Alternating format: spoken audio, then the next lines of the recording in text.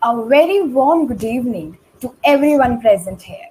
I, Riya Khanna, on behalf of Geeta Ratan International Business School, take this opportunity to welcome you all to this virtual platform for the Finance Management Development Program 2021 on the theme Financial Emotional Intelligence. Geeta Ratan International Business School was established in the year 2004. The institute is affiliated to Guru Gobind Singh Indraprastha University, Delhi. The institute is conducting MBA, MBA International Business, BBA LLB, BA LLB, and BBA programs. GIBS is approved by All India Council for Technical Education, Ministry of HRD, Government of India for Management Courses, and Bar Council of India for Law Courses. The institute is accredited as A grade by NAC and accessed as category A+ by Joint Assessment Committee of Government of Delhi and Guru Gobind Singh Indraprastha University. The institute has been rated grade A, which is the highest rating by Academic Audit Cell of GGSIP University consecutively from the past 8 years.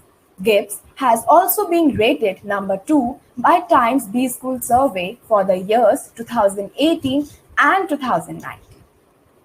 Intelligence quotient gets you hired, but emotional quotient gets you promoted. In a world full of digital transformation, there is one area within finance which cannot be automated. That is face-to-face communication with clients and key stakeholders. This requires someone with a high level of competency in emotional intelligence, an executive or a manager that can positively engage with a range of different individuals. The importance of emotional intelligence measured by the emotional intelligence quotient cannot be underestimated, especially in the customer relationship process of finance organizations. Understanding personal emotional behavior and that of others, then being able to analyze and use the data to thrive decision making has now become a powerful tool in the customer relationship journey. But exactly what value can emotional intelligence bring to today's customer focused finance businesses? This management development program is sensitized to participants about the concept, theory, and applications of emotional intelligence. This program will offer useful lessons with the help of practical exercises, case studies, and to show the roadmap to how to foster financial emotional intelligence in organizations for achieving success, happiness, and optimal performance at work and in personal life. It's a 2-day program which will cover various aspects of emotions, emotional intelligence, financial emotional intelligence, and its relevance in personal and professional life, and how to develop your financial emotional intelligence acumen. The program schedule is designed as both the days has 2 sessions. Today's session are on the application of emotional intelligence in financial decision making and how to manage your corporate financial psychology, which will be conducted by Dr. Pooja Chaturvedi Sharma and Professor A.S. Ramnarayanan respectively. Day 2 sessions will be on emotional intelligent investor and how to manage your personal financial psychology, which will be conducted by Dr. Saif Siddiqui and Professor A.S. Ramnarayanan. So, moving further with today's event, there are 2 sessions. Topic for the first session is application of emotional intelligence in financial decision making. And to address this topic, I would like to invite the speaker, Dr. Pooja Chaturvedi Sharma. Ma'am has graduated from Delhi University and completed her master's degree in business administration from Bharati Vidyapeeth Deemed University, New Delhi. She is also UGC NET JRF qualified. Dr. Sharma has a PhD in finance from Bharati Vidyapeeth Deemed University, New Delhi. She currently serves as Senior Assistant Professor in Management Department at Geeta Ratan International Business School. She is also an active reviewer in Scopus and UGC approved journals. She has been awarded Young Research Scholar Award under Saimuddin Memorial ICA Research Scholar Award at All India Commerce Association Conference. Dr. Sharma's research interests are focused on emotional finance, behavioral finance, emotional intelligence, financial emotional intelligence, mutual funds, etc. We welcome you, ma'am.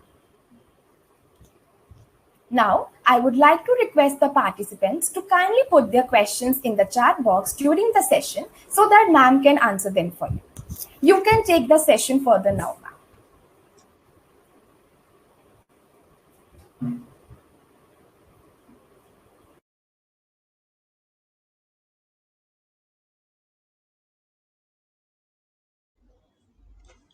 Thank you, Ria. Ria, am I audible? Yes, ma'am, you are audible. Okay, just help me out if I'm able to share the presentation. Is the presentation visible? Yes, ma'am, it is visible. Okay, thank you. So, very good evening to all of you. So, I personally welcome all of you in the first session of this MDP. So, we have a lot of things to discuss today and tomorrow. So, today, the topic for this first session is application of emotional intelligence in financial decision making. So, we are going to talk a little bit about a lot of things so that you'll get some idea, and I'll create your base to understand the concept of financial emotional understanding, and so that you can continue with the follow-up sessions, because follow-up sessions are little advanced, so that it's important for you to understand the basic of the theory, and then we'll move forward. So today we will start with the first thing as emotions. So emotions are what? It's a word which is very frequently used, repeatedly used. But what do we mean by this actually? So emotions are the valuable signals that help us survive and thrive.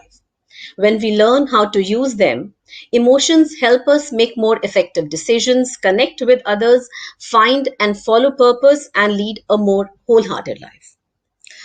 Just imagine three things: feelings, thoughts, and actions as three legs of a tripod. First, you get a feeling about something. Your thoughts are generated on the basis of those feelings, and on the basis of those feelings, you take the actions. Right? So, feelings, thoughts, and actions. It's a three-legged tripod. Although all these 3 points are independent, but they are connected. And if one is overemphasized, the tripod is going to be out of balance. Now, we've talked about emotions. We already know about intelligence. So, what is emotional intelligence? I'll just be very crisp with the definition. Emotional intelligence means being smarter with your feelings.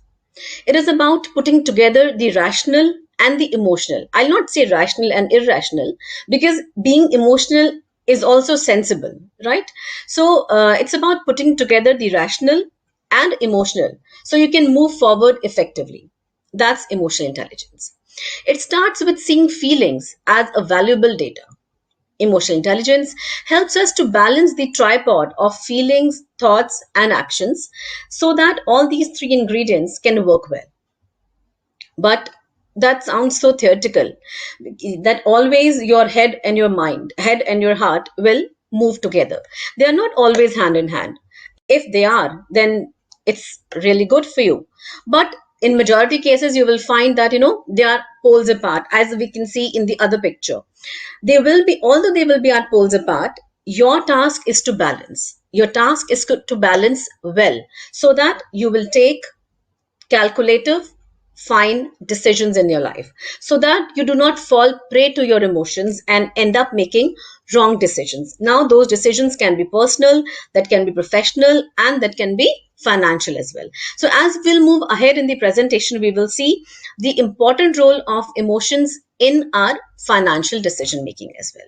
So, emotional intelligence basically help us to balance between our heart and our mind. I'll just take you fast through this emotional intelligence model. I'll just take you through these 4 pointers quick. Self awareness is about getting aware about your own emotions, understanding what you feel, why you feel so. Emotion self management is about, once you've understood what you're going through, self management is about managing the emotions. Only understanding will not work. If you are depressed, if you are angry, if you are not happy about something, if you're sad about something, then you need to work it out. You just cannot stay in that depression phase. You cannot stay in that sad phase. You need to work it out and get out of it, right? Third is social awareness. Social awareness is getting awareness about your surroundings, what people around you feel. When you go and meet out people, when you go and talk to people, are they really happy talking to you, or do they just see you coming from the corridor and they just go down through the stairs?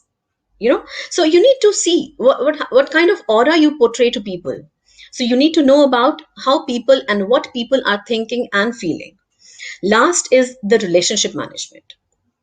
Relationship management is about understanding what people are going through, even without their saying, even without their telling, right? So self-awareness, self-management, social awareness, and relationship management, these are the four very important elements. But yes, I would just like to tell you that self-awareness, which is the least visible of these abilities, is the most important one. It's basically foundational.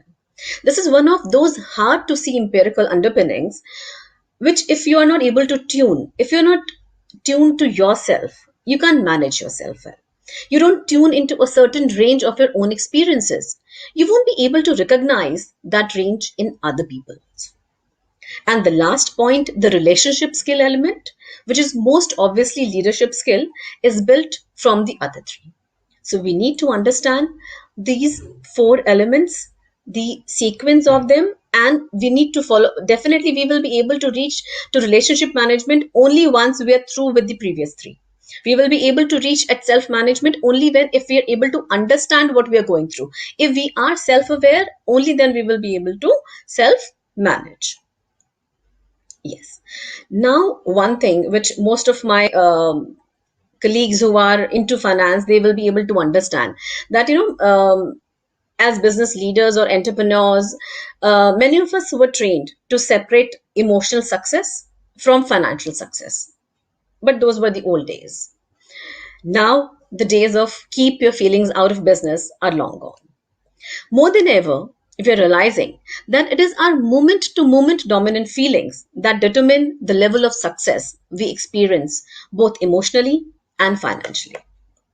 You must have seen a lot of people, who have great financial wealth, but who seem to lack substance. And we have also met people who had very little money to their name, but deeply felt the extent of our humanity.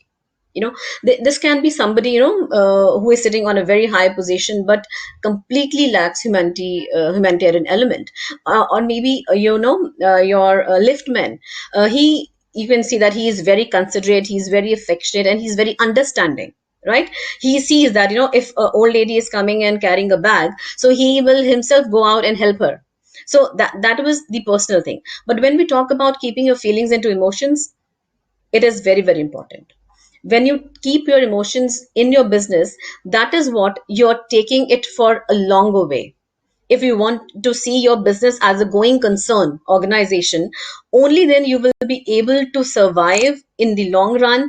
If you are not working only with machines, you need to consider the fact that you're working with humans, and they need to be considered as human beings. They are not the machines, right? So as an entrepreneur, as a boss, you need to, whether if even if you're at leadership positions, you need to keep this thing in mind very clearly. Yes, this is something very important. Emotions and finance, and emotions in finance. So these are two different aspects of emotions with reference to finance. Emotions and finance tells us that how they are interrelated, and emotions in finance says that how emotion is an important part of finance. It basically helps us to understand the role. Why? Because emotions are complex and very intrusive. Being in tune with them can help us build a deeper sense of purpose into our financial decisions, leading to a greater sense of fulfillment. Understanding and processing emotions can also prevent us from acting rashly, particularly during to these times of crisis. When times are tough, it is easy to react out of fear or anger.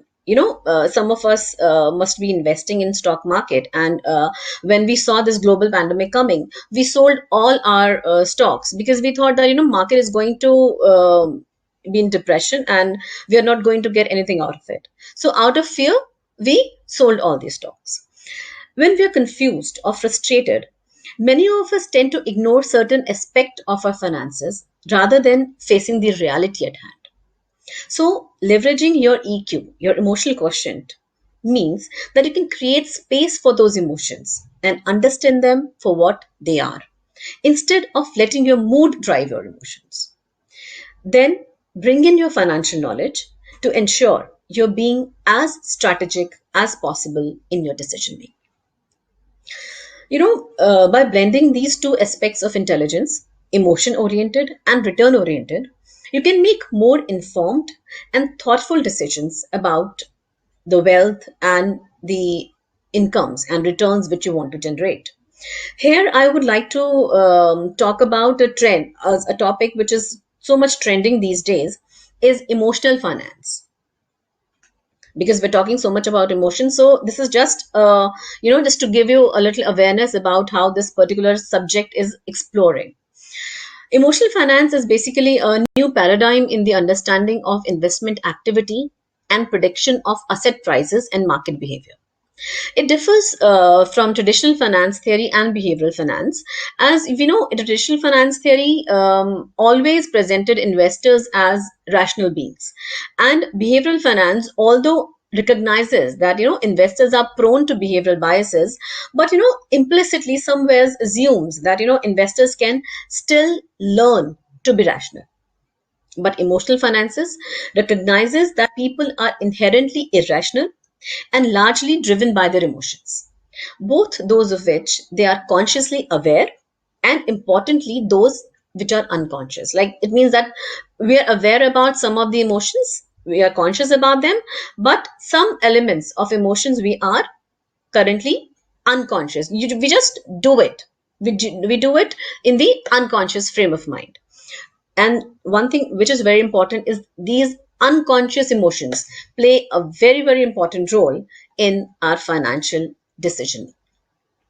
I'll just take you through these pictures. You can see, as it's already written, that an investor's worst enemy is not the stock market, but his own emotions.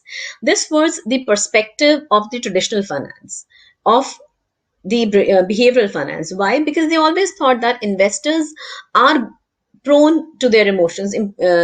Investors are have a habit of feeling prey to behavioral biases, emotional biases. So definitely, whatever mistakes they are making, it's not about the stock market, it's about their own decision making powers.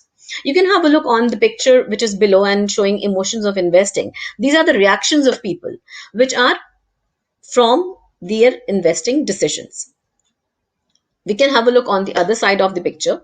On the right side, we can see the after effects of good financial decisions, whereas on the left side, we can see the after effects of the wrong financial decisions. So definitely, this is the role of emotion. Here, we are able to see the reactions in the form of emotions. Somebody is happy, somebody is sad, somebody is confused.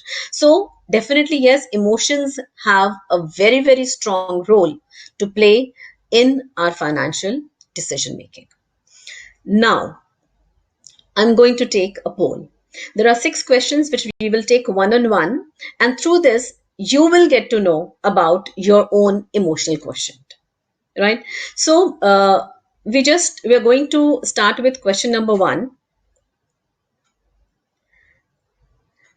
You can check, poll has been started. Please read the question carefully and mark your answer.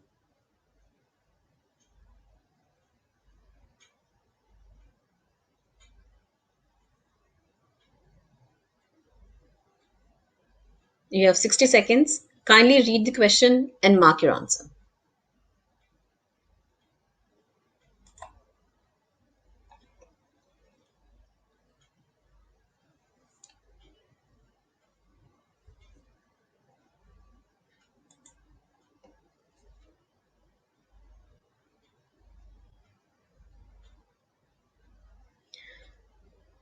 I think we can end the poll now.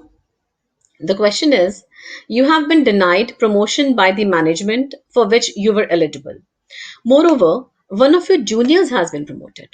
You are emotionally upset and feel frustrated. What will you do? So there are four options which are given to you, where you're taking decisions and your actions are giving you different kind of reactions. So we can see, all of you can see the poll, that 28% attendees have said that they will go and talk to their boss about this, whereas the majority has said that you will identify your shortcomings and try to improve your performance. So who all have given option 4, option D, give yourself 20 marks. Yes, of course. That shows, and pat your back for giving such a good answer, because that is something which is showing a little higher IQ. So this is the first question. So I'll not compliment you on your IQ, on your EQ here, but yes, this is the right answer. This is the correct answer. This is the right strategy to handle these kind of situations, because going out and talking to your boss or talking to the management will be fine, but first sit down and think about what is lacking in you or how you can improve on the same thing, right? So yes, of course, we can go to the next question now. Have a look on the question. Second poll is ready.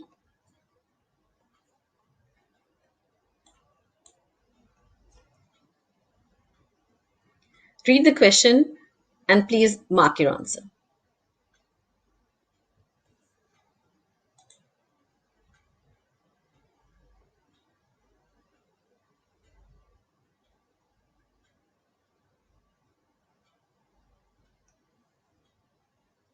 I can see some feedback in the chat box.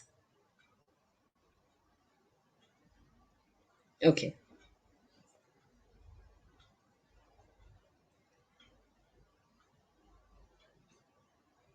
I think we can close second poll. Let's have a look on what most people have reverted to.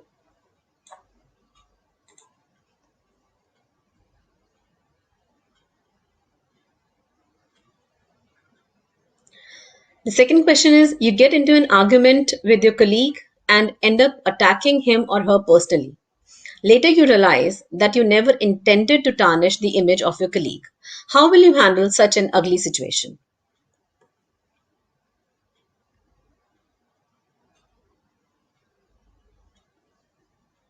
Can we have the results for second question?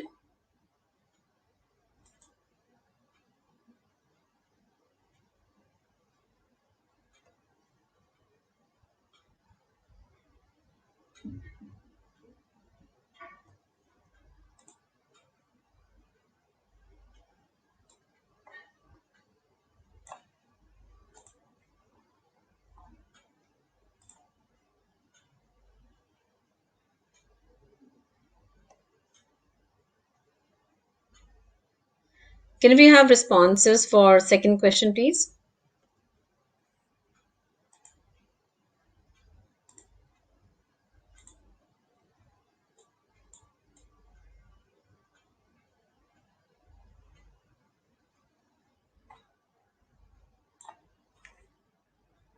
These are the responses for question 1. Can we have it for question number 2, please?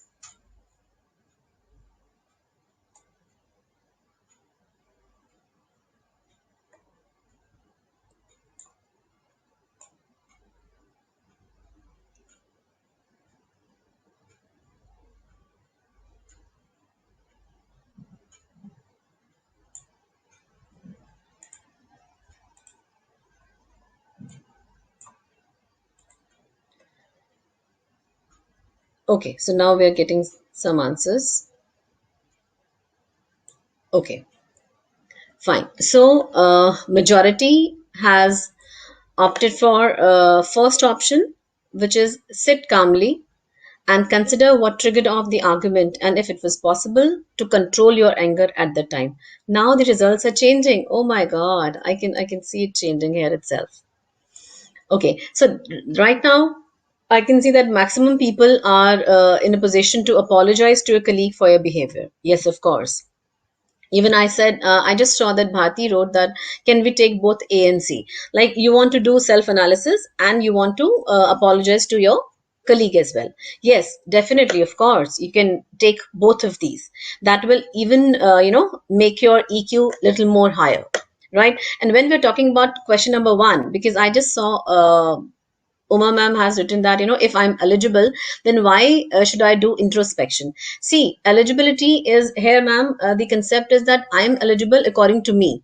I think that I'm eligible, but maybe management has some, something other than this, which I can see. So, what are the parameters I need to see on the basis of which my junior has been promoted? What extra, what Z factor he or she had due to which he was promoted? And then I need to do first step should be the introspection. Then after that, if you want to talk to your management about the decision, you can go. But the first step should be to do the introspection. And when I'm talking about the next one, yes, here also, in this case also, you can go and apologize to your colleague very well, but that will be the second stage. First, sit down, analyze the situation, and then go and talk to your colleague. First, understand what triggered you for this, and was it correct to respond in such a way, or you could have taken some other step to it, right? So yes, of course. Let's go fast to the next question. Third one, third poll. Please activate us. Please publish it. Your grown-up son, the question in the poll will be reading your grown-up daughter only. So it is for both the genders, because teenagers of same age, there are no gender biases. All the kids are same these days. So your grown-up son or daughter starts arguing with you every now and then. He or she tells you that you cannot impose your old-fashioned attitude and outdated values on her. How will you tackle her? So how are you going to handle your child in this manner?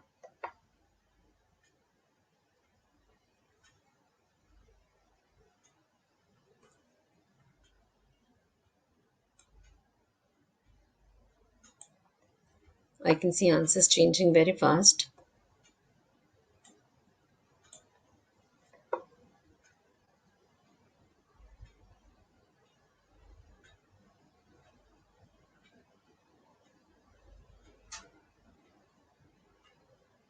Okay, so majority is on the son or daughter's side, that you are going to understand their beliefs, their emotions, what they're going to tell you. See, what the perspective is, you are, you're giving them some guidance. You're telling them something out of your own experiences. You are telling them something on the basis of, as you definitely have more exposure than your kids. So you definitely have a little different perspective and better perspective about things. So here I would personally disagree with the answers of majority. I will go with the minority of 30%. Thus, yes, manage your emotions and explain your point of view as patiently as possible. Because child has already explained. She has already told you, or he has already told you that, stay away. Don't get into it. वहां से तो आ गया है already. Your child has already given it to you. You have understood. Now it's your turn. You need to be patient and you need to explain. You need to communicate. It is very, very important, because if you are not going to communicate, then the relationship is not going to stay, right? It's not going to get that depth. So, yes, of course, here, the first right approach will be to manage your emotions and explain your point of view as patiently as possible, right? So, let's just go fast to the next question.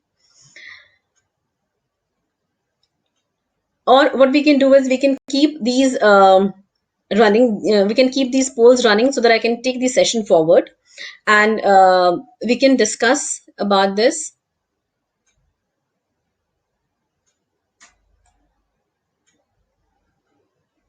Let me just have a look on the chat box.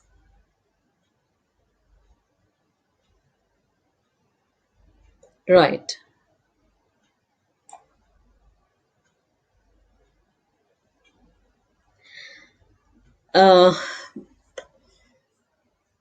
Fine. Okay. Okay. See, so yes, so we have some. I've got the answers for next question. Yes, of course. You are a professor in a college. While delivering a lecture, a student comments that you have not prepared the topic properly and you are just passing the time. This has hurt your self esteem. What will be your reaction? Yes, exactly. This is the right approach. Majority says that yes, we will judge the emotions of the class and promise to make amendments accordingly. Right? If we call the individual student in our chamber and ask what was your issue, so that is going to entertain, that is going to tackle the issue of that individual student only. First, we need to know what other people are also facing. Are they all agree with that student who has commented? If they do, then yes, of course, as a professor, it's my responsibility to work it on in a better way, right? So just one last question. See, for this, I'm not going to mark anyone because in these situations, whatever you do, everything is fine. You just had an argument with your spouse on some trivial family matter and are not speaking term, and you are not on speaking terms for some time. The situation is causing mental disturbance to both of you. So what will you do? To break the ice, oh my God, 100% response says to break the ice by analyzing the reason for conflict. See, I am okay. I'm perfect. Even if you break the ice, if you make the first move, even if you wait for the spouse to make the first move, I'm perfectly all right. No hassles. This is individual to individual. This is relationship to relationship. But yes, of course, it is always good. You will be showing a little mature reaction this way if you try to break the ice and analyze the reason for the conflict. Yes, of course, I'll go with the majority. Exactly. Yes, you should do this. One last question. You have lived your life for so many years on this earth. How would you like to explain your life at the moment in one sentence? Successful, okay, comfortable, or uncomfortable? So, what do you all think?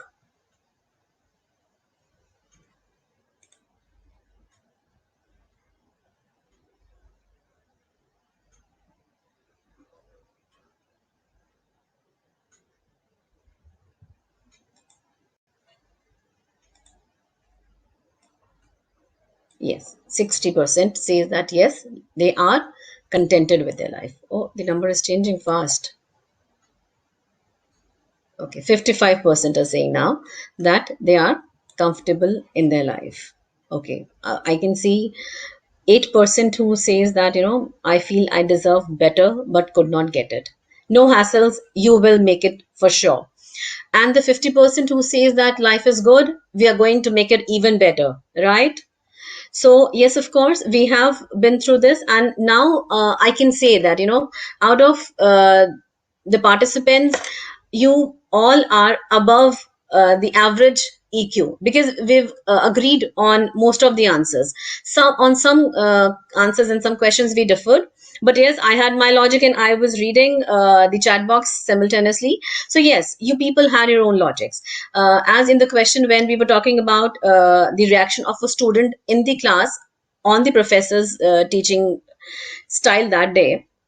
So yes, of course, even if one student mentioned or even if one student reacted to that to your manner, it is your responsibility as a teacher to get the feedback of all these students on the same platform, on the same topic.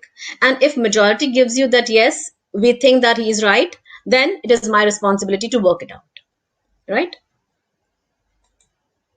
Okay, so now we need to know the reason and we need to see how emotions and financial decision making is related. The emotional center of the brain is very close to the decision making center of the brain. When your thoughts trigger negative emotions and you don't understand or manage them, they can hijack your brain.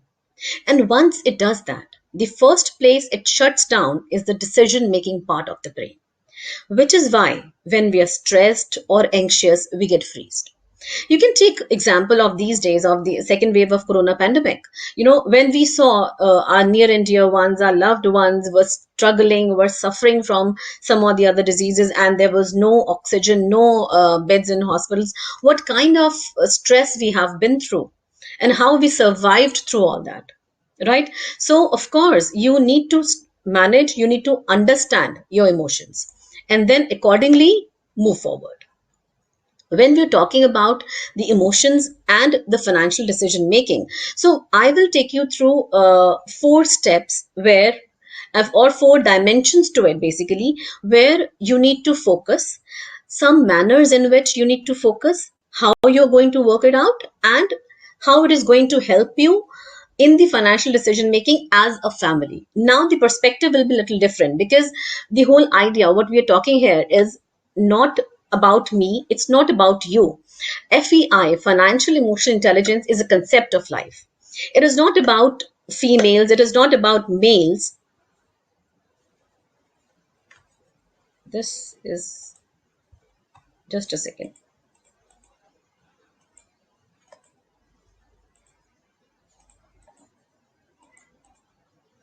It is not about genders, it is not about age, it is not about education. This concept is for all. This concept is for life. Even a child of 5 years, a teenager of 15 years, somebody who has just started working, somebody who is in middle age, or somebody who has even been retired. Everyone needs to understand this concept. And this needs a holistic approach through which we can work together as a family, we can work together as a community, we can work together as an economy. Right? So, first, I'll take both first and second points together, where we will talk about you and your family's financial well being and application of your EQ and IQ to your family financial planning. See, when we speak about money, we often focus on the technical aspect of our financial capabilities, investment portfolios, and trust. But being in touch with our emotional intelligence specifically tells us, how informed we are about priorities and our decision making. The solution to making sound decisions that contribute to you and your family's financial well being has two aspects. First is that all the family members should be self aware emotionally. Emotional awareness should be given a space in the lives of all your kids, whether your child is of 3 years, 5 years, 8 years, 10 years, irrespective of the age and irrespective of the gender. Everyone in the family needs to be empathetic towards each other's needs and consistently communicate. That's what I told you in the previous slides as well, that communication is very, very important. When we were doing those poll questions, I told you that communication is very important. So you need to talk about the feelings, the thought process, the logic which you have with your teenage or your grown up child, so that he or she can tell you what they think, you can tell what you think, and yes, let's have an open discussion, detailed discussion. That will make us understand each other, and that will make us take right decisions in life, right? Second is to work towards the future you and your family members want to achieve. See, this balancing act is very, very important in these crisis times like COVID, when stress levels are running very high and our finances are less stable. So, this is going to be a foundation building on empathy and trust, which will allow you to navigate challenging conversations about money and unpredictable terrain of today's circumstances. You never know what's happening. I don't know. Third wave is about to come. Is it going to affect the kids? How it is going to affect the elders now? So life is not going to be the same anymore.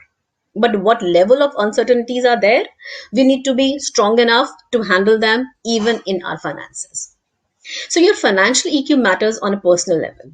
And it's even more important when thinking about communication and planning within the family, where everyone tends to bring a different and, sometimes competing perspective.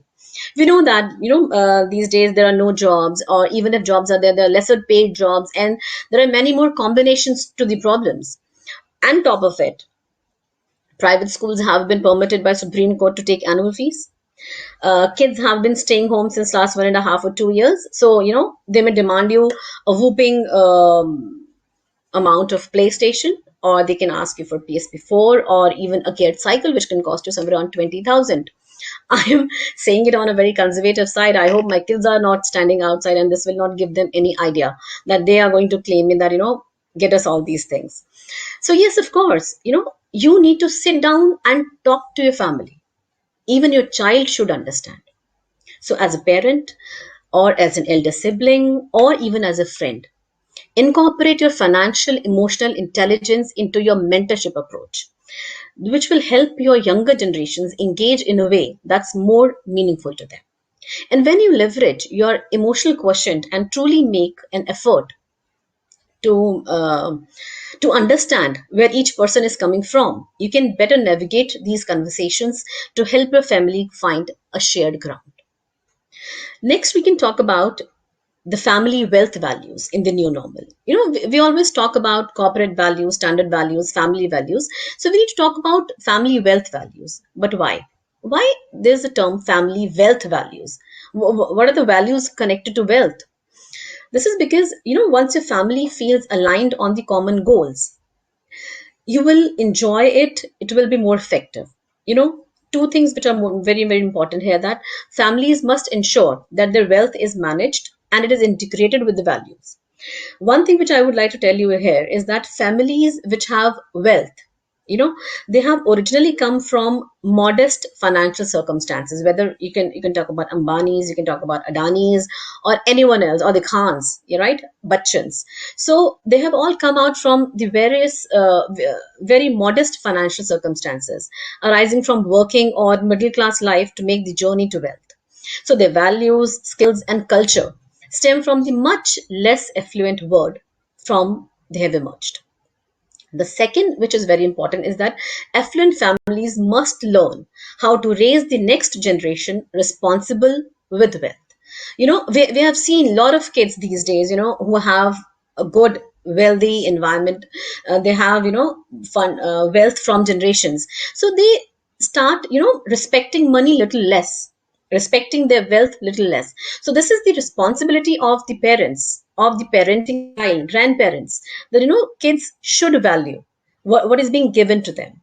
So just involve a nice, weave your coaching and mentorship into your parenting and your family dynamics by helping your younger family members to understand how money works from an early age. Last point is about building trust. So it's about financial trust again, I'm talking about. So teaching children about how stock market works, or about how budgets are prepared, what are family budgets, how do they prepare it. So it is very important, because incorporating your emotional intelligence into a mentorship approach along with the finances is going to help your younger generation understand the concept of money in a better way, and this is what going to help them in their career building. So please make sure that you tell your kids, you discuss with them what it is, what money is all about, why it is not everything in life, but yes, it is something which is hard earned and needs to be taken care of. Whether it was earned by your grandparents, by your parents, or it's the one who is going to earn the money now, right? So when I'm talking about financial intelligence, the emotional aspect has been well picturized by Dale Carnegie in his book How to Win Friends and Influence People. He said that yes, human beings are creatures of emotions rather than logic. Whereas the same thing, with a different perspective, was said by Warren Buffett in an interview which he gave to Foreign Fortune magazine. He said that while reasonable intelligence is essential in successful investing, but temperament is the key. So greed and fear are the two emotions that drive the markets, and prudent investors should know when to be greedy and when to be fearful. So you need to balance. You just cannot walk only in one lane. You need to understand what's happening. You need to have the capacity to balance. So now finally we come to the concept of financial emotional intelligence. But before I go to the rabbit hole, let me ask you, what do you think is financial emotional intelligence? I'll just share a definition which I just came across about financial emotional intelligence. Investopedia says that being financially emotionally intelligent has to do with the need to live within your means, and to live within your means, you must spend less than you make. Do you agree with this definition? Do you agree? If you do, then don't think that you're alone. There are many people who are going to think that being financially emotionally intelligent has to do with being financially responsible. Just think about it. It's not always being miser or spending your money in a very very shrewd manner. See, FEI, financial emotional intelligence, is understanding what we feel about money and why we feel the same, so we can feelingly welcome more money into our lives and enjoy it. You don't take my word for it? Not able to relate to what I'm saying? No problem. Let's just take a small exercise. Let's just do a very, very small exercise together. I'll just read it for you, and you just need to think. And you're not supposed to write anywhere. You're not supposed to click answers in any poll. It's just that you need to go through it, feel that moment, which I'm going to ask you about. Think about the last financial decision you made prior to attending this session. Any expense you made, maybe you paid for some groceries, maybe you paid for this session, you paid some fees for attending this session, anything which you any expense which you made. So whatever that money decision was, did you really stop and take stock of what you're feeling in that moment when the financial transaction took place? So it's about what you felt in that moment. The reason I'm stressing the importance of noticing your dominant feelings when money crosses our hands in any form is because we make decisions emotionally first before justifying them rationally. Just take an example, if I buy a diamond jewelry, if I buy some luxury car, if I buy some penthouse, wow, I'm going to feel so good. On the other side, if my son asks me to buy some diamonds in his free fire game, or if say my daughter asks me to buy a Gucci belt, that's totally nonsensible. According to me, that's 25,000 belt. No sense. Not at all. I'm not going to buy her that by any means, because these kind of spendings will take my heart away along with the money. So this is what I'm asking about. Just take a little pause, think for a moment, and just give yourself that memory. Go back into that memory, that what you felt when you made a last decision. Just agree. Just think about it. I'm giving you 30 seconds for it. And why I'm saying this, I'll just tell you.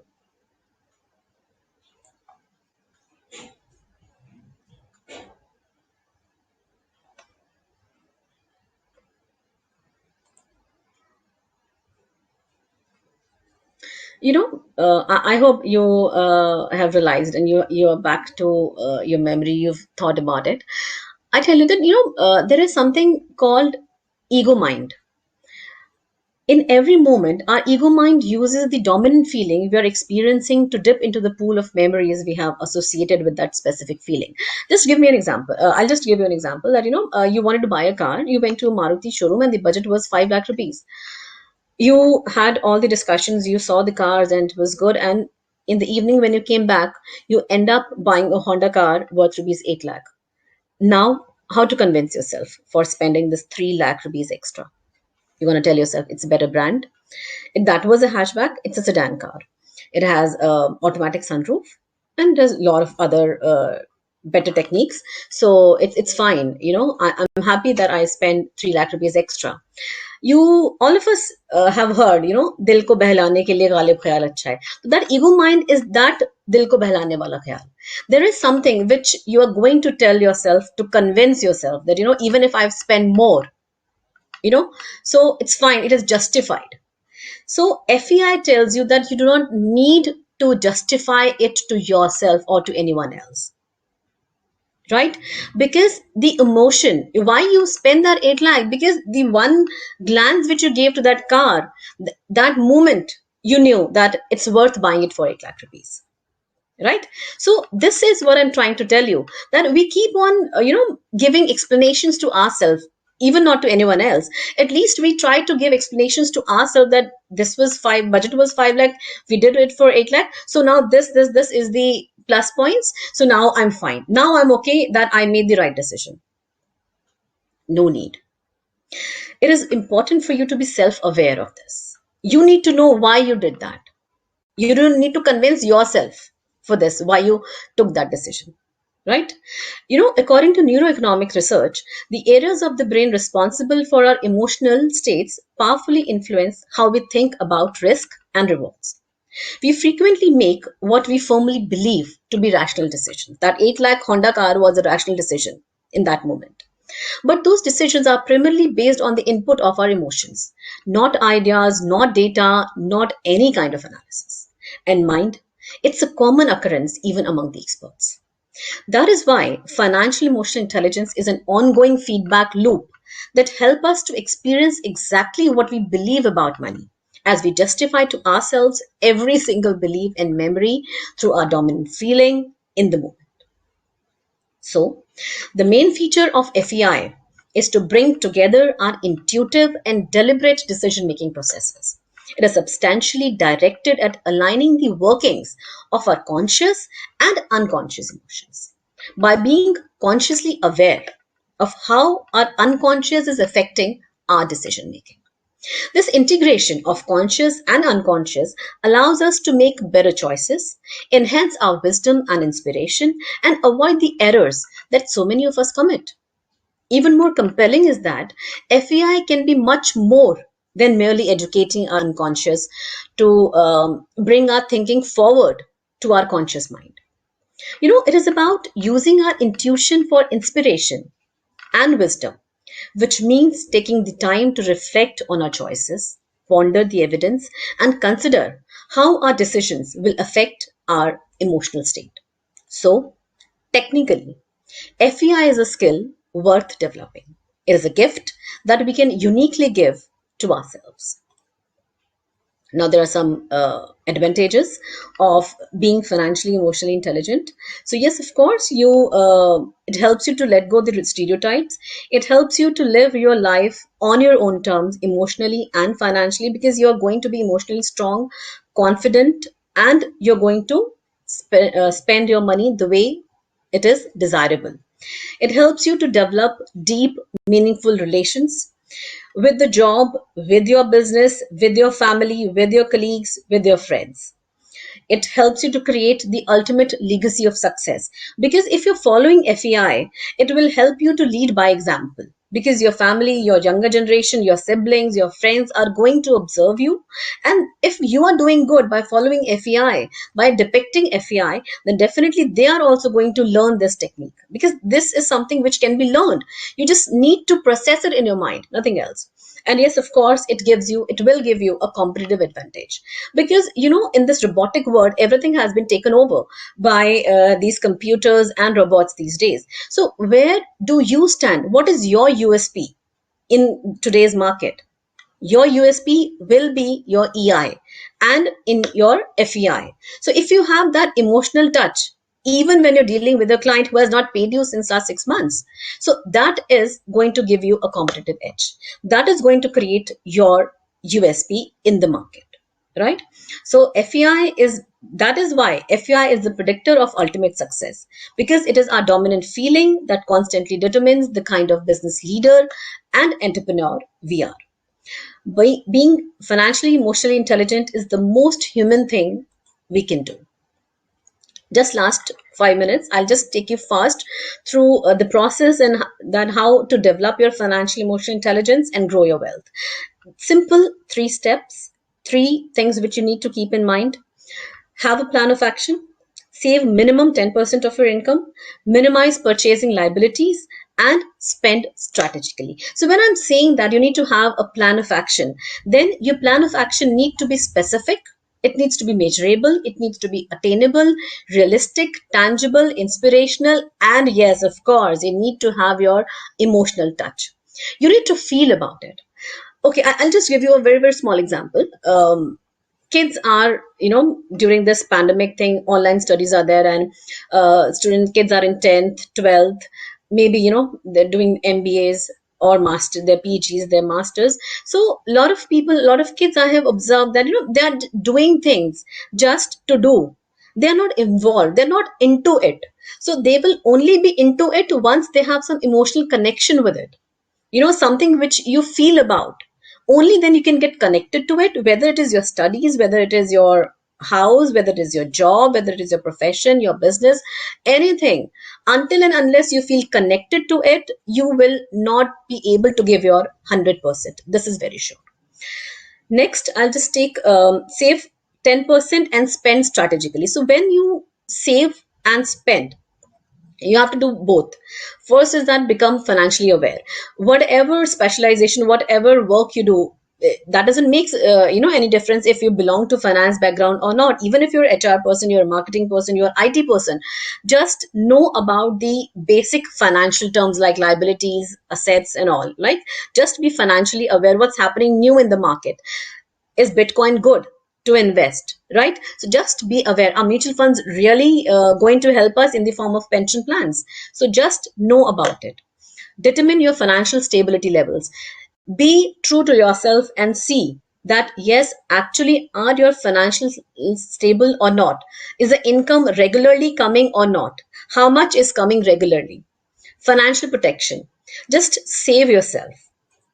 When I talk about financial protection, it is simply when we want to work on it, right? Financial protection can be the minimum amount which is required for you to pay your overheads, like your loan payments, your electricity, your gas, your transportation, daily transportation, your insurances, everything. So you need to have, this is the minimum amount which you need to earn every month. Next is your financial security. Now you need to see, after doing all your overheads, after doing all your basic minimum expenses, what is that extra amount which you need to earn, which you need to have. After this, you can get your financial independence. Financial independence is basically the money which you need to be financially independent of work. How much money do you now earn annually? And to duplicate your current lifestyle, it is likely that you need to duplicate your present monthly income also. So financial independence is like generate source of incomes in such manner that you do not depend on any one source of income. I'm repeating. Financial independence means generating as many source of incomes for you so that you do not depend on any one source of income. Next is creating the baby bucket principle. Baby bucket principle is simply, having four major categories of buckets. One is security bucket, like your physical cash, pension funds, LIC, mediclaims, investing some amount regularly in these buckets. Then there's growth, when you're buying some property for renting out, not for staying, for renting out. It is a source of income for you.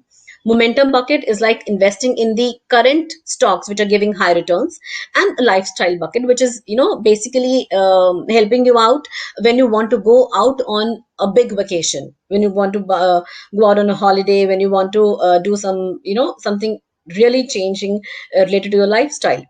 So after this comes the financial freedom. Financial freedom is basically this goal can be attained when your investments provide enough income for you to live the lifestyle you desire for the rest of your life without working. That is your choice, without working. So it is like that the kind of lifestyle you want to maintain should not be dependent on your working. Like if you're working 30 days in a month or 20 days in a month, only then you're going to get this much of money, and this much of money is going to help you to live your desired lifestyle. No, lifestyle is maintained the way it is. But yes, it depends on me whether I want to work or I do not want to work. So this is about how you will earn and how you will strategically spend it. So finally, concludingly, the premise of FAI is that formal knowledge of the subtle and complex ways our unconscious minds work and associated unconscious group process can help us understand better how asset valuation and investment judgments are made, how markets work, and why at times they break down, and so do us. So, this new understanding can lead directly to better investment decisions and more effectively financial decision making. So these are some of the books which I wanted to refer to all of you for a read, and these are must reads by Daniel Kahneman. It's Thinking Fast and Slow, Working with Emotional Intelligence. This is the part 2 by Daniel Goleman. His first part is by the name only, Emotional Intelligence. Then third book, Heart, Mind and Money, and Emotions in Finance. So these books are really good. Your home library must have these books. Go for these books, have a read, and develop a strong FEI. So yes, I would finally like to wind up by saying travel light, live light, spread the light, and be the light. Thank you very much for being such nice, and I could see a lot of comments in chat box, such involved audience. Thank you so much. Thank you so much. God bless you all. That was such an enlightening session to hear from you, ma'am. Thank you so much. I just want to mention some of the questions that the participants have asked. Uma ma'am wants to ask that whatever you have talked about indicates that lot of cognitive psychology plays important part in behavioral finance. Kindly enlighten. Yes, of course, ma'am. Yes, these are the basics. But the only difference when we're talking about FEI is that behavioral finance understands you as being irrational, and it helps you to avoid the behavioral biases and take ultimately rational decisions. FEI tells you that it's fine. This is perfectly okay to be emotional, not irrational. It's perfectly okay to be emotional and take the decisions according to what Dil says, right? What your emotion says. So yes, of course, cognitive side is very, very involved. It has almost 80-85% involvement. Yes. Okay, ma'am. The next question is again from Uma, ma'am. She wants to ask about the excess volatility puzzle and hurdle in choosing right return distribution. See, that depends. These things are basically different for individual investor to individual investor, because you need to see what is your risk bearing capacity. You need to see what is your temperament. What you need to see. For how long you want to invest, you need to see what is your purpose of investing. So according to these purposes, according to these parameters, different strategies can be prepared for different investors. Okay, ma'am. Thank you so much for answering the questions wonderfully. So there are no more questions. So we will move forward. Thank you. Thank you, ma'am.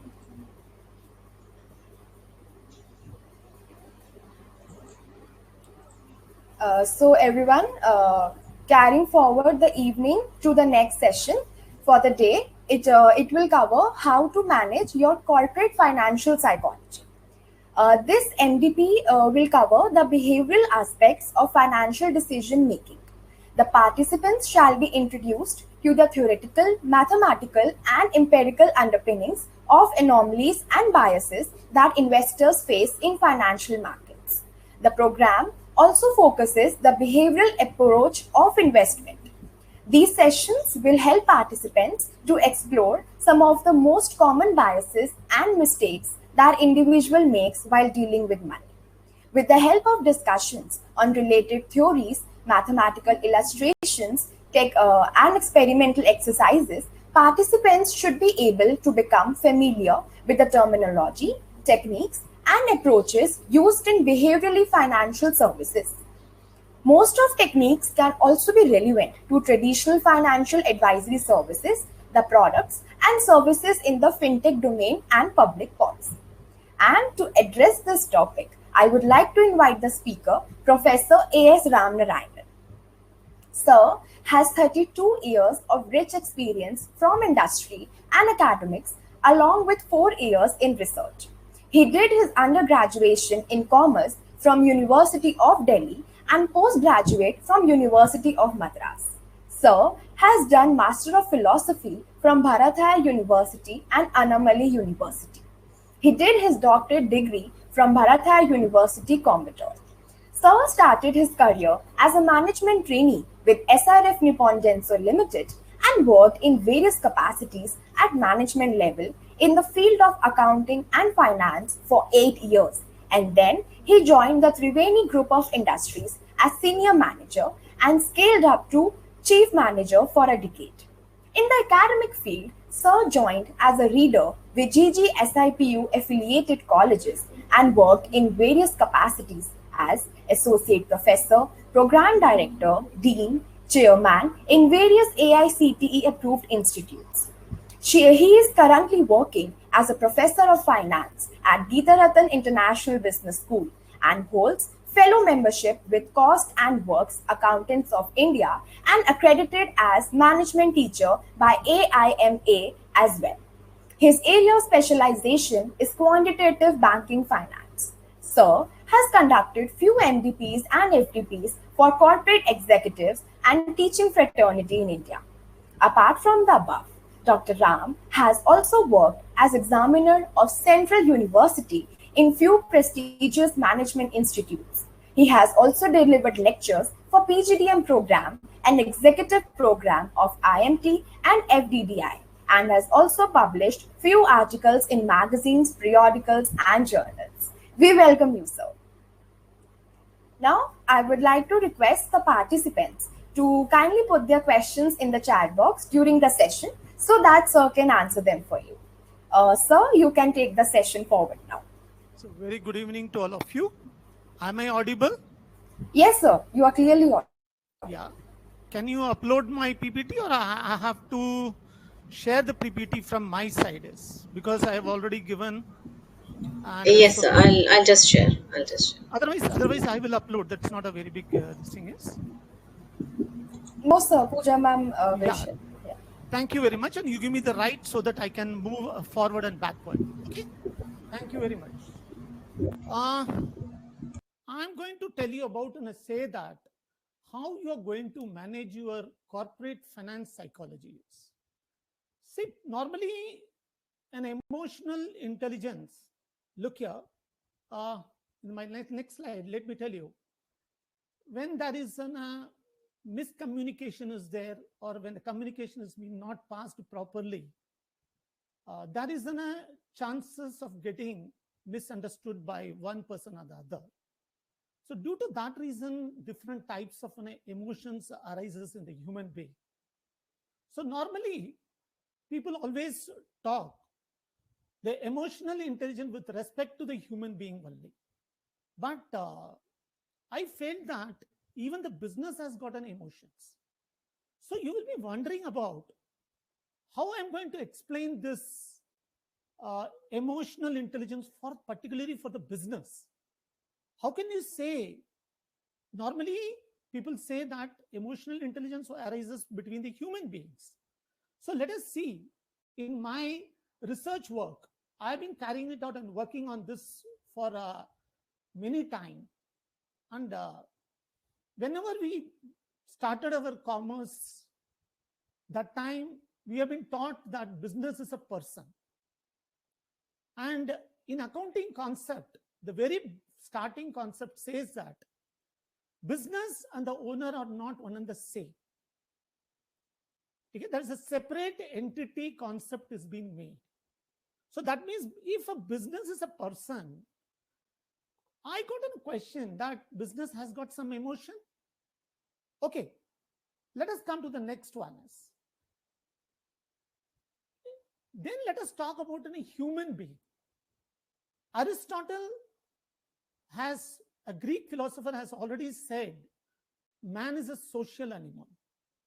According to him, he said that a man cannot live alone.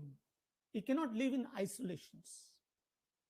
But to me, it looks that human being is an animal. I'd like to prove why. The reason is that we have been given an 8 sense by the God, but the animals are given only in a say that non-human beings are given only in a 5 sense. On the 5 sense, how it works. That is what I want to show. Okay. Let us come to the next one. Life of a human being. How the life of the human being starts. It always starts with a loud cry. When a baby or an infant comes to this universe, it makes a sound. But recently, Pooja said that when the person goes out of this world, he goes with the satisfactions, which I don't agree. Every person in this universe always goes with the dissatisfactions. That is why he is coming back to the universe. If he has got a satisfaction, why should he come to this universe? He always goes with the dissatisfactions. Suppose let me tell you like this. A person who has earned a lot of wealth, at the end moment he will say, I don't know how my family is going to enjoy this. Why don't you give me a God one more day more or 1 year more? Like this, always be there in his mind. If he is a poor, he will say, then how my family will survive? Okay. So this normally happens in the human psychology is. But nobody goes with the satisfactions. Like similarly, if you see the next one, yeah, if you see the life of a business, it always starts with the two things. One is in a happy and energy. I'll tell you what is that happy and energy.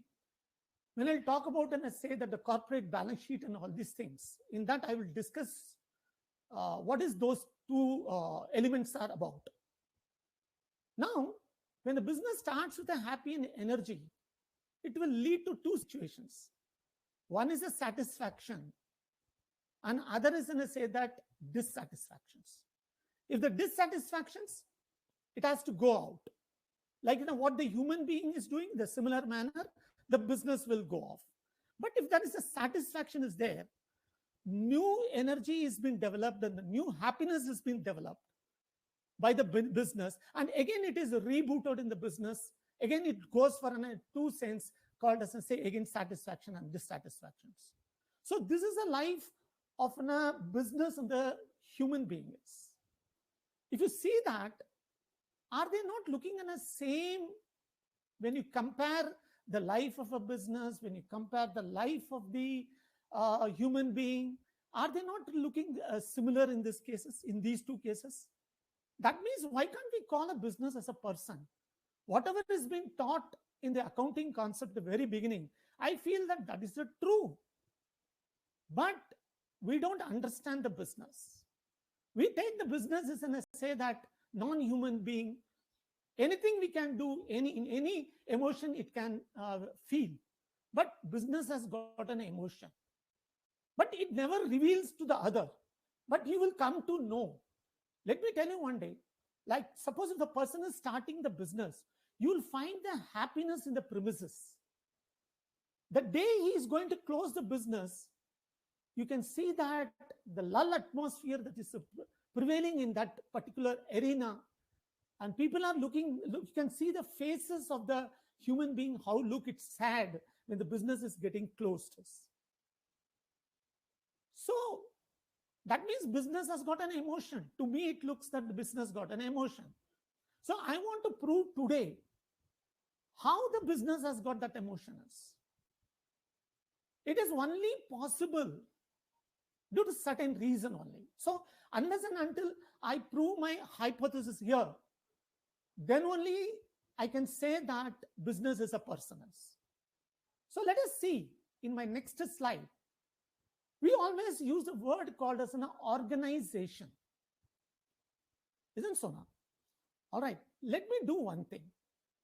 Let me divide this organization into two parts. Organizations. What do you mean by ization is? Ization has got nothing meaning. You just open the even Oxford dictionary also, you will find ization has got no meaning. It is only an adverb added to a noun. That means it is a prefix to the noun. It made the word as an organization. That's it. That means organ. Organ means what? It's a part. That means the business has gotten a part. So if business has got a part, organ is there, that means business is a person. Let us see. Let us see in my next slide. I made an say business. I'm calling this as a person. If this is a person, that means it has got an organ. Like in your body, you have got a heart, you have got a say that kidney, you have got a say that pancreas, you got a other like some other intestine. Organs are there. If all the organ doesn't functions, what will happen? It is a corpus. Similarly, right now, this is a corpus. That is why I'm calling this as a corporations. Corporate, I'm using the word corporate. Corporate is normally used for the large companies. But to me, I'm calling this as a corporate corpus. From the corpus, I'm making this as a corporate. Now you see, Sir, yeah, yeah. voice is low actually. Now is it audible? Yeah, yes, sir. Now it's perfect. Thank you, sir. Thank you. Okay, okay. Now if I say this is a man, or this is a, say that a person means what? It can be a baby, or it can be an elderly person. It can be he, she, or anything you can call it. So that's why I say that business is a person. And then business got an emotion. If the business got an emotion, then business got an organ. If the business got an organ, what are those organs are? You are calling it a marketing, you calling it as a finance, you call it as an HR, you call it as an operations, you call it as a system, you call it as an international business. When these organs are fitted in that person, now it has to function. How your body functions? Everybody will say that the body functions because of a virus. So let us see what is happening over here. And moreover, any individual, say like for example, if you want to measure the performance of a human being, you are applying in a 360-degree appraisal, a performance analysis, or project report is made on him, or something, some type of say that the analysis has been carried out. So how you will perform that business? How can you say that your business has gone up, or how you can say that your business has gone down? How it is possible? Normally, we do it by say that opening a final statement called as a trading profit and loss account on the balance sheet. Now, I'm not going to tell you anything on the profit and loss account on the balance sheet is. I'm going to tell you a new subject which is called as say emotional balance sheet. You just open any of the Google, any of the sheet, anywhere you see that, nothing has been related to it. It's all my own thinking or my experience, maybe my experience in the industry which I have faced and I have gone through my life. I found out these balance sheet speaks, you know that? These trading account speaks, this profit and loss account speaks. You'll be wondering out that I've become a lunatic. No, I will tell you this balance sheet speaks. You'll be wondering about how it is possible the balance sheet can speak. How it is possible the trading account can speak? Now let us see that. That is what the wonder we have to see. Now, when these bad virus like worry, tension, fear, anxiety, promise, jealousy, nepotism, adversity, tear, sad, angry, lethargy, when it all goes to the body, then man started functioning. Similarly, when these all bad viruses enter into the body of say the business, what you are calling it as a person, it will start functioning. It will start activating. It will give say activations to all the organ. It will give an activation to marketing. It will give an activation to finance. It will give an activation to operations. Everything will start operating on its own when these bad viruses enter. Similarly, now, if there is a bad virus is there, it means the good virus is also there. Yes. Smile, cheer, joy, eagerness, anticipations, alert. This also enter into your body. Okay, when there is a smile is there, you just for a while you smile and then you forget. A cheer is there, that is also for a joy. Everything, this is not going to stay for a longer period. Now, similarly, in the business also this is found. When every financial transaction is taking place in the business, it has got an emotion. Now my question is, why this emotion is not clear to the eyes of the human being is? Because I told you we are not a social animal. We are an animal. Okay? We don't think that in an in-depth manner like this. Business also suffers. Business also progress. At the end of the day, what the human being is looking it out, his own self-reliance, his self-acquisitions. He wants that whatever he is earning, he must get. The way when you are happy, you share your happiness. Like this, a business also share its happiness. And that is what I'm going to tell you, that how it is taking place. So I need a performance analysis. Because if I don't have that performance analysis, how can you say that the business is performing? Business is feeling, it has got a feeling like that. So let us look into it. Let us look into it. The business starts with an emotional balance sheet. Look at how that energy is looking shine and look that happiness is when the business is starting. Who is providing that energy is? The energy is provided either by the group or an individual or the public, which you are calling in your financial term as a capital, partners capital, and the share capital. When that energy is being introduced in the business, it brings the happiness. What is that happiness is? That is the cash. Suppose if I give you and I say that 1 lakh rupees in your hand, won't you get unhappy within a second? That is the same thing with the business also. Business is also, when it gets the money, it will also become a happy. When it doesn't get the money, it becomes a sad. So you don't, because we are seeing in terms of the values. We are not seeing the balance sheet in terms of an emotion that it has got.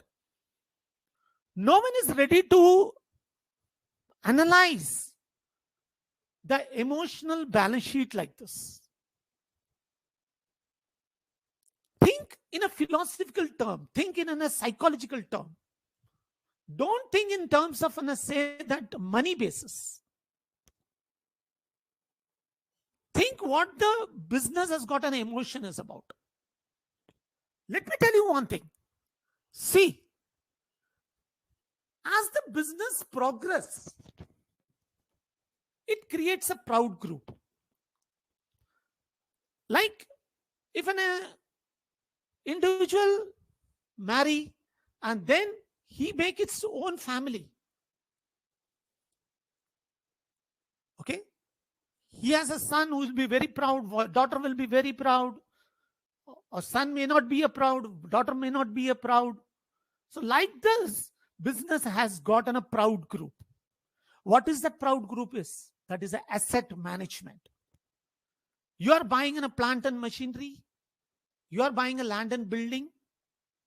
You are buying say that equipment. You buy say that inventories. You put money in say that investments. At the end, this proud group will bring to the business a loud hue and cry. It all depends how you are going to manage. Suppose if you manage your child very progressively, you get say that proud group shines. If you don't know that how to manage your own family, that means your son has gone out of your hand, your daughter has gone out of your hand. So similar, the same thing happens in the business also. If you don't know how to manage your plant and equipment, you don't take care of your plant and equipment, you don't take care of your furniture, you don't take care of your fixtures, you don't take care of a land and building. At the end, what will happen to these assets? They will lose its shineness. When they lose their shine, what will happen? You have to throw it off, discard. It will go away from the business. What happened with your son and daughter? Similar thing.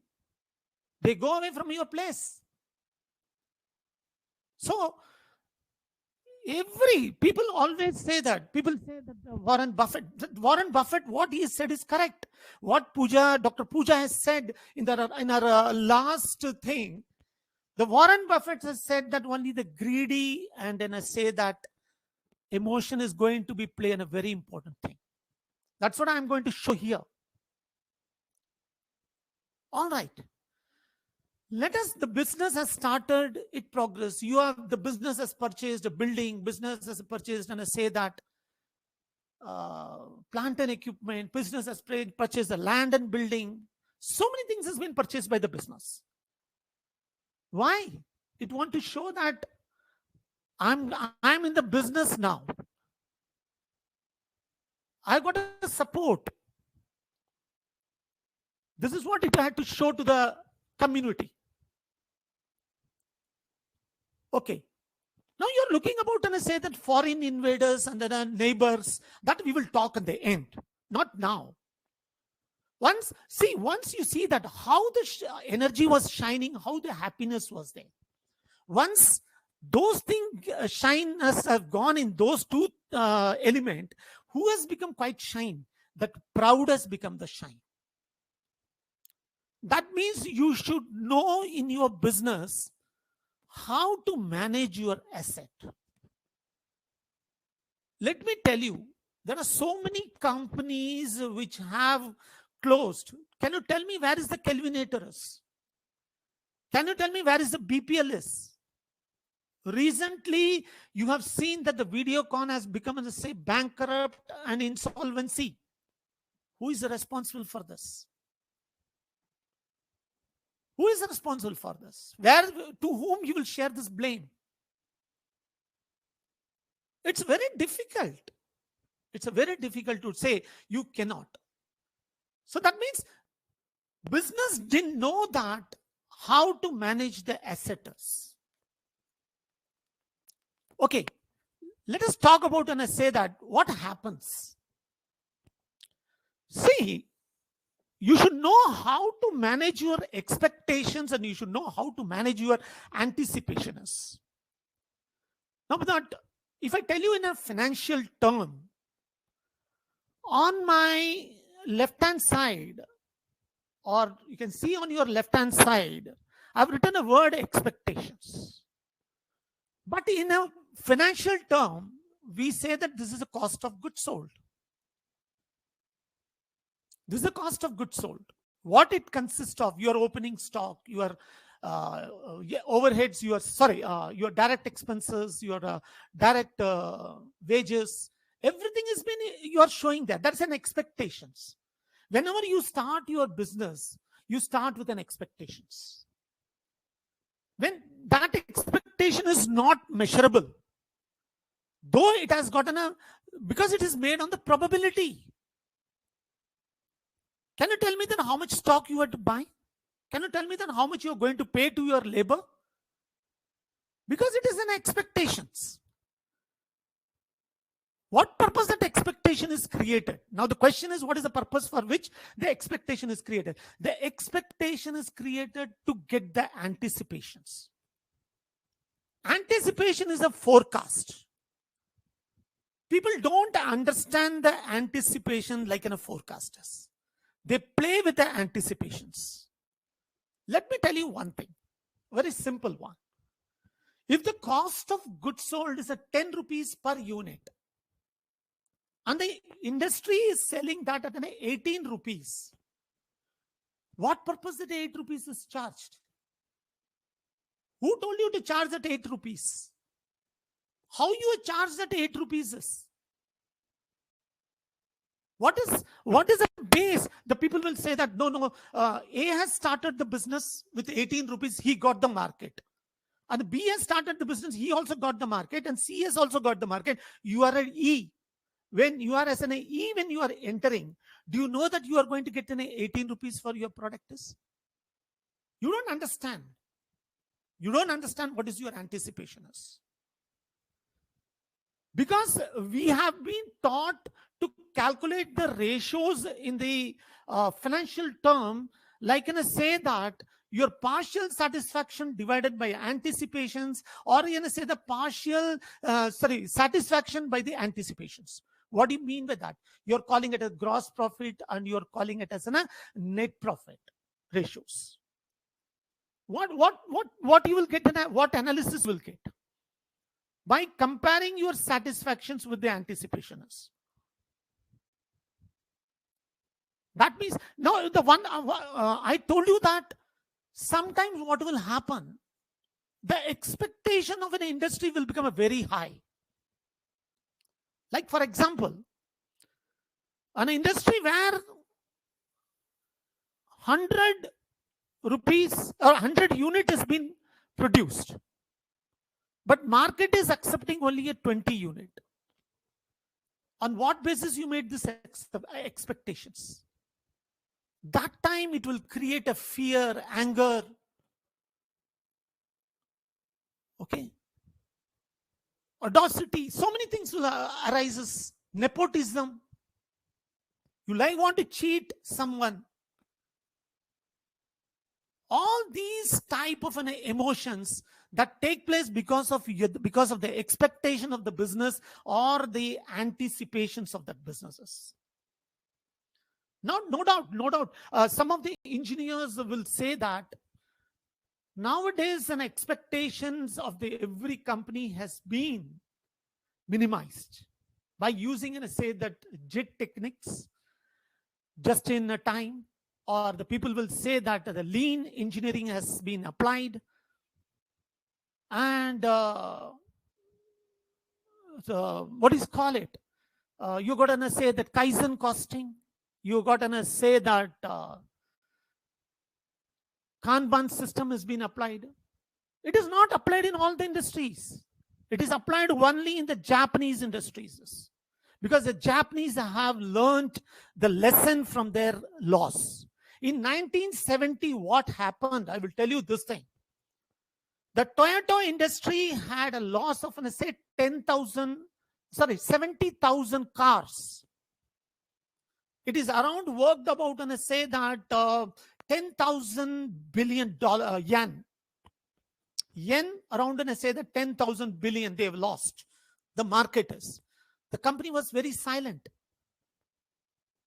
Nobody knows what happened to the Toyota that time is.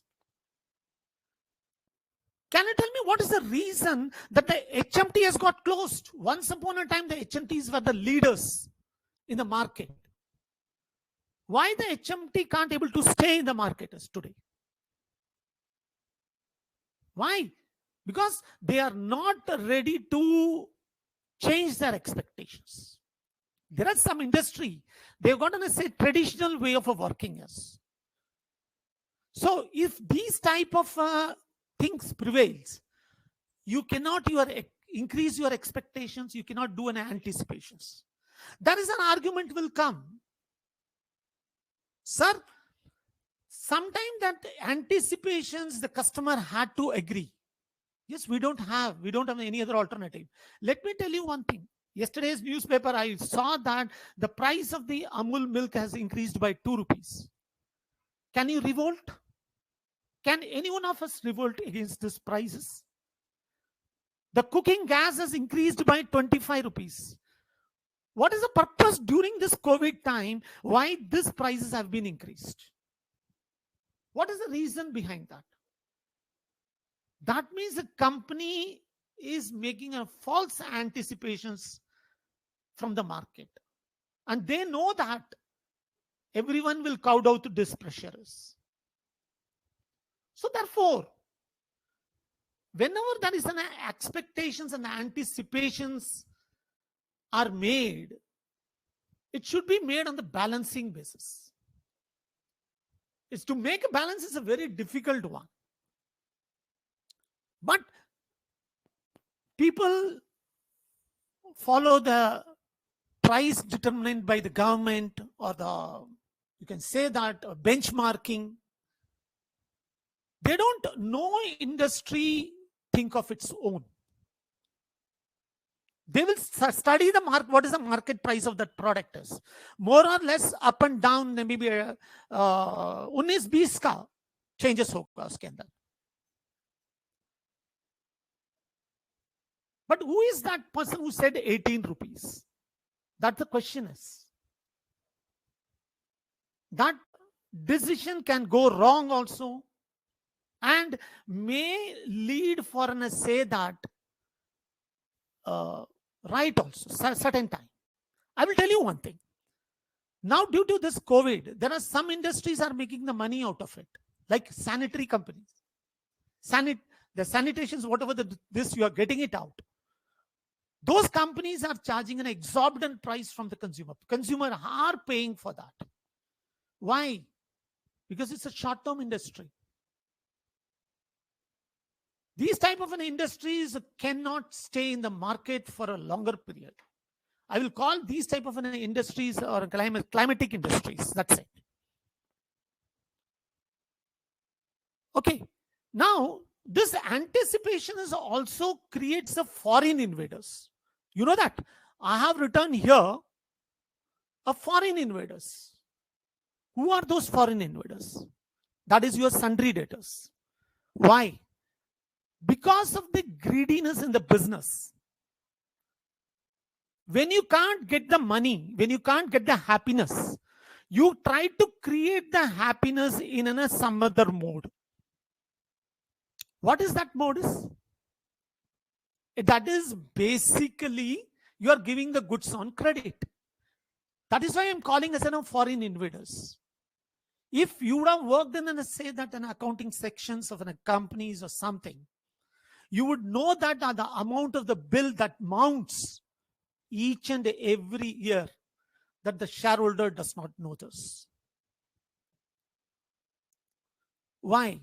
Why you are creating a foreign invaders? You tell the foreign invaders that you can make the payment on a delay basis. That means you are creating your accounts payable, accounts receivable. Sorry, your accounts receivable. You tell them that you make the payment after 20 days. Now, that 20 days is going to create a tension in your mind. That's going to create a fear in your mind. That's going to create an anxiety in your mind. When this foreign invader become a bad invader, it will always lead to an angry, because it become a bad debts. You are showing your angry in the best profit and loss account statement. Suppose if the person doesn't pay, what we will say? We'll get an angry. Isn't it? Similarly, business also get angry. It calls he is a bad debtor. What that means? The emotion has been shown in that particular value. It shows the angry of say that the businesses. That shows anger of how much anger it's showing it out. Or you can say that the tear that is you can find out from it. Or sometimes what will happen? These bad debts, some foreign invaders will do like this. They will say that they will keep on postponing their payment. What is the maximum the business can find? It will show the outstanding in the profit and loss account statement. What is that? It is showing its tear. वो रो रहा है, business रो रहा है. क्यों? Smile नहीं है. There is no cheer is there. There is no joy is there. Business is sad. Has anyone has seen this? See, whenever we always talk about the emotional intelligence, we talk between the human being only. We talk about the investors only. Have you seen this in the corporate balance sheet? Okay. So let us talk about further. Suppose a worry comes out. Suppose let us take that. A corporate is not having a say that land and building. It is on rent. It is paying the rent every month. And some of them, every time when it pays the rent, it always create a worry in its mind. How I'm going to pay this money? Forget about all these things. Let me tell you one thing about the salary. Have you ever thought of the salary, how the business is going to pay? We never think. Because we are I told you, we are the human animals. We don't have that type of feelings in our mind. How the business is going to pay that money? It is not the question of an employer and an employee relationship here. It is not the question of any stakeholders or anything of that sort. Now think psychologically how that business is going to pay you the money. That create a worry in its mind, tension in its mind. If it want to pay the interest for the loan it has taken, when I will show you here, I will show you in this slide. It creates a foreign neighbors. You know that? I will not tell you who these neighbors are. Maybe your bank, maybe your sundry creditors. You create a neighbor. When you create a neighbor to pay out your expenses or your working capital of your business, to maintain your working capitals, you are taking in a say that the help of the foreign neighbors. See, these neighbors always create a fear in your mind. What is that fear is? The interest that is payable to these neighbors who has helped you during your bad situations. Is it not? Suppose if they say that if the business has paid the interest 1 lakh rupees, let us assume, is it not showing a fear? Are you not measuring, thinking in psychological term? Don't think in a value term. Think psychologically. That is how it is going to pay that 1 lakh rupees. Okay. So, like this, there's so many things. Sometimes even the business also become a lethargic. Okay. I'm not telling, it also becomes sometimes indiscipline. How you don't pay your tax. That is an indiscipline basically out. You are showing a letharginess over there. What is the reason for that letharginess and what is the reason for the indiscipline is because the business didn't had any smile, cheer, joy, fear, that eager anticipations, alert, and the discipliners. So therefore, always keep it in mind that it is a very essential being the part of whether he is an employer, whether it's an employee, whether he's a stakeholder, or whether he is any other person, shareholders, whatever you call it. You are working for the business. When you are working for the business, you think what type of what a bad virus you are injecting it and what are the good virus are you are injecting to it. Here we are the human being. We look for our benefits. We look for our development. We don't think that business has got an emotions. So every items, every transaction, financial transactions, if I break into an n number of transactions, you will come to know. All right. Okay. And let me tell you one thing. If you don't pay your bills payable, the goods you have taken from your supplier, but you have not paid him a bill, Is it not an indiscipline? Do you call it as a discipline over there? No. Why we are delaying this type of emotions? The reason is that is an anticipations. That means you should know in the corporate how to manage your anticipations. Now, that is why I told you in my very beginning of this, in this slide, I told you that efficiency should be measured as a sale minus cost of sale divided by the overheads. Whether the profit is capable of holding the overhead or not. One person will say, let us take that your numerator is around 100, denominator is 10. No, it is a horrible figure it is. You're showing your efficiency as a 10 units. No, this is absolutely wrong. Or if you are showing your overhead is in a say that 100, the top you are showing in a 1, that too is wrong. That means you don't know how to measure the efficiency of your business. What is the main thing a corporate had to do first? Or what an entrepreneur has to do? What a businessman has to do? First, you measure your overhead. Don't measure what is your cost of goods sold, what is your this thing. First, you measure your overhead.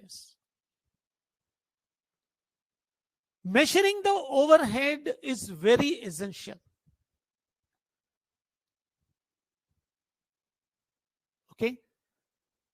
Then only you can think of. That is why people say that the budget is to be made, or sometimes the people say that you have to create a standard costing in the industry. No, that should not be done. That absolutely should not be done. Because you are putting some hurdle in the progress. You are creating a hatred in the business. When you introduce a standard costing, when you introduce a budget, people feel that they have got stringent with these type of measures. And the human being will not work accordingly. Freedomly, will not work. So it is a very essential that you should know how to manage your overheads.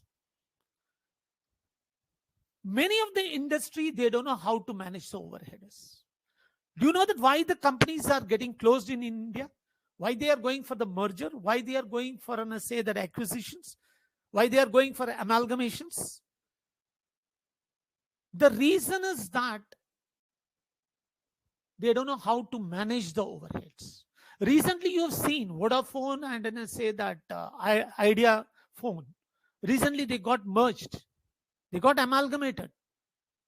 When they got amalgamated, what's the reason behind that?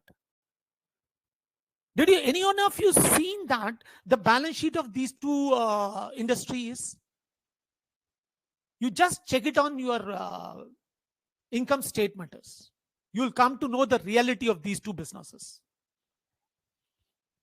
Because most of the business where the overhead is not maintained properly, it will always lead to these situations. Now, why can't you measure on the basis of the emotion your value is? Worry has got a group. How the worry has been created. Tension has got a group. Now say that tension is, and say that 1,000 rupees. On your total overhead, what is the percentage of tension is? On your satisfaction, what is your tension is? Why can't we measure like this? Then we will come to understand that the business has got a lot of tension. Then we can think that how to remove this tension is. And most of you will agree with me also that recently you found that most of the MNCs have closed their workshops in Gurgaon. The workstation they have completely closed. and they're asking their company people to work from home. Why? They found they don't want to, that MNC say that now I don't want to take that worry, tension, and fear in my mind. I don't have to pay for my air conditions. I don't have to pay for my office setup. Those expenses have gone. When those expenses have gone, why can't I increase in my joy and fear, joy and cheer in some other formations? See, you have to find out an alternative for everything. Similarly, if you got a building is there, okay, if the building is keep on depreciating and you are not taking care of your building and it is getting depreciated every year, what it will give you? It will give you tears in your eye. The 10 years back, my building was looking like say that palace.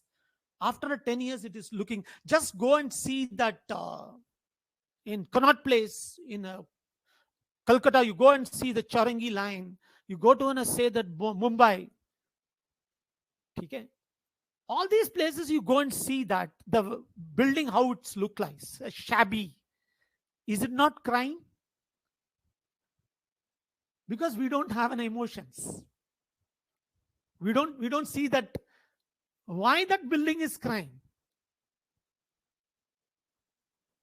So this is what it looks to me. An emotional profit and loss account, or say that at the end, let me tell you one thing. And then what happens? Look here. When the emotional balance sheet ends, it will have only two things: satisfactions and the dissatisfactions. What happened to your energy? What happened to your happiness? Gone. It is gone out of the business. Can you have the cheer which you had at the beginning of your business? Can you gain that same today? Because it has taken by, say, satisfactions and the dissatisfactions. Satisfaction means what? You are creating a reserve, you are creating your profit and loss account, you are creating your the different types of provisions. Because that proud group is still there. If you don't create a safeguard for that provision, how can you maintain that proud group? Isn't so? That is what I felt, that whenever we are reading the balance sheet, whoever the finance person we are, we don't see the emotion that is hidden in that particular balance sheet. We read it as say it's a value. So that is why I told you, the end of the balance sheet will come to only two things: satisfactions and the dissatisfactions. If it is showing a dissatisfactions, this balance sheet ends. If it shows a satisfaction, that means it is going to revive. When it revives, what will happen? The energy will it will show little bit, it will become a bigger. And the happiness also become a bigger. With that amount of the biggerness, we don't understand that same happiness we have got when again we plow back our profit without understanding, without thinking that, because that's a jealousiness is there. If that industry has gotten say so many customers, why can't I go into that business and make more money out of it? So I got literally confused while doing this research. Am I talking very emotionally to it? Is there what have been said that business is a person is right? I'm literally getting puzzled. When it is a person, why the employer, employee, stakeholder, or that foreign invaders, foreign neighbors, why they are not behaving properly. When you are finding so many emotions are there in these transactions, I've spoken a very few related statement over here. There are n number of dissatisfactions are there in this business.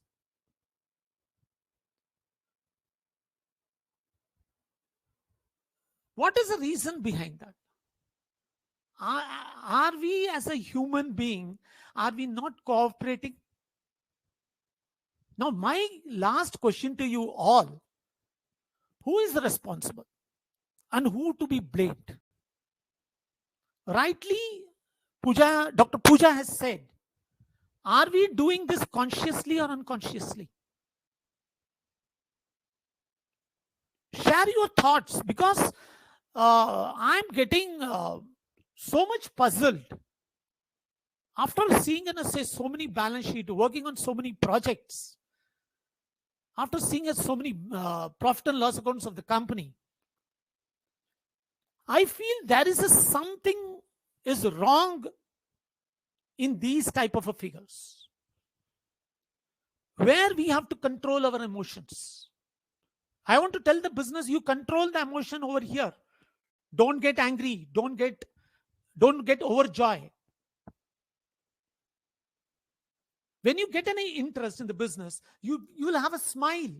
That's it, because that is a fear is other side is.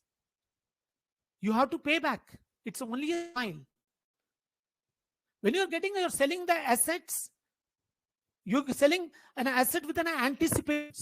That anticipation cannot grow. That die downs when there is say that some tear is there, when the sadness is there on the opposite side is. So don't blame the between us, or I'll say that don't blame the human beings. Find out the emotion. Find out where the emotion is going wrong.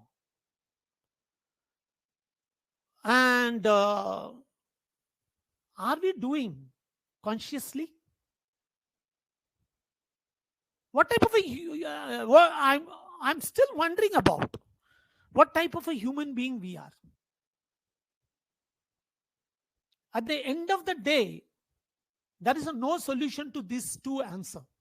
I want to share, if anybody want to discuss on this issue, you're most welcome. And I'm thankful for everyone for giving me an opportunity to talk on this subject and to share my thoughts related to this. Thank you very much. Thank you so much, sir. It was such a great experience to hear from you. Thank you so much. I would like to mention some questions from the participants. Yeah. Yogesh sir wants to ask that, sir, when in the starting you were talking about emotions, he is asking that emotions should be there in the organization or it should be there in the person who is running it. No. Let me tell you one thing, Dr. Yogesh, I want to share my thoughts with you. It is neither the employer is responsible nor the employee is responsible. Can you blame the employer? If tomorrow he is not paying your salary, he is also a human being. Have you ever thought from the emotional point of view? You are thinking, because that is a selfishness is there on your mind, you are thinking in that directions. Think philosophically. Think psychologically. You should know that no one is responsible for this current situation. You cannot blame your employer, nor the employer can blame you. That is what I'm telling you, where the solution lies. Where the solution lies. It all lies in the greedy. You know, the greediness is called as a coronavirus. It is there from the very beginning, from my traditional time. Mughal time. Mughal what? Alexander time I will talk about. The greediness is there. If you remove this greediness from your mind, everything will become all right. But this coronavirus, nobody can remove. You inject COVID, you inject the COVID shield, you inject anything into it, this greediness will not go. Unless and until this greediness will not go from your mind, or from the, say, the organizations, or from any of the element, how can you balance your emotions? See, I'm talking so emotionally like this. Okay, I do commit a mistake. I'm also a human being. I'm also like you people only. I'm not going to say God. This is only a thought it came to me that I want to share. That's it. Okay, thank you, Yogesh. Yeah. Thank you, sir. The next question is also from Yogesh sir only. He is asking that getting profit is the ultimate objective of an artificial body, and emotion of the stakeholders are linked with it. Is it correct? I will not accept, because the reason is that if you say that profit is your right, then accept the loss also of the companies. Accept the loss. You're going to give a small share in the companies. If the company asks you to share, suppose you are holding only 100 shares in your hand, the company you're going to lose only in 100. Who is going to bear the other thing? Who is going to bear other things? That is why the just and equitable rule has been given by the Supreme Court, that everyone in the business has to share the losses. Don't say that it is your right to share the profits. It's absolutely wrong. That means you are thinking, I'm telling you now, the way you are thinking is, and I say that, not on the psychological term. You think from the psychological term. Okay? Everyone had to share that loss. When you are sharing a profit, you share the loss. When you are sharing the joy, you share the tear also. If you don't share the tear, no, I will not share the tear. Why should I? I born only to bear only and say that happiness in my life. Then you are not a human being. Then don't say that you are a person. A person has got an emotions. So you should know how to balance these two. Well, thank you very much. Next one. Thank you so much, sir. That was it for the questions. Thank you so much for answering them. So, thank you very much for sharing my thoughts. In case if you want to discuss further related to it, I am very happy that if you share your thoughts related to this one, will be very helpful for me to think more beyond this. Okay, thank you for inviting. Thank you so much, sir. Thank you so much. Concluding the event here, I would like to extend my warm thank you to the speakers, Pooja ma'am, for sharing her knowledge regarding how to effectively apply the emotional intelligence in financial decision making, so that these decisions can be taken care of, and to A.S. Ramnarayanan sir for enlightening us all with his thoughts and experiences regarding how to manage the corporate financial psychology, which has now become a matter of concern to the corporates, and also to the wonderful attendees who have joined with great enthusiasm and were there with us till the end. I hope this session was helpful in clearing your concepts regarding the topics. We will be having our next session of this MDP tomorrow, that is 3rd July 2021, on this platform only at 5 p.m. sharp. Hope to see you all there. Till then, bye-bye, take care and stay safe.